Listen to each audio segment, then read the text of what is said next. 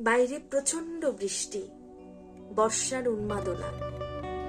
এই বৃষ্টির দিনে, এই আষাঢ় মাসের গল্পের দিনে আমার একটি স্বরচিত কবিতা পাঠ।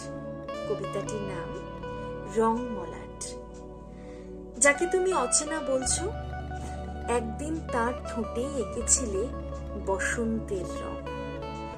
গধূলি বিকেলের প্রথম আলাপকে যদি ভুল বলো, তবুও তো সেই সময় সাক্ষী ছিল হাতে হাত রাখার জন্য। টুকরো ইচ্ছে দিয়ে সাজিয়েছি ডায়েরির পাতা। হতে পারে আমার মনের সংসার ভাঙা ট্রাম লাইনের জমানো অপেক্ষার মতো দিনগুনি আরো এক বিকেলের। তুমি এসো এবার বৃষ্টির দিনে অন্য কোনো রঙে। তুমি এসো এবার বৃষ্টির দিনে অন্য কোনো রঙে।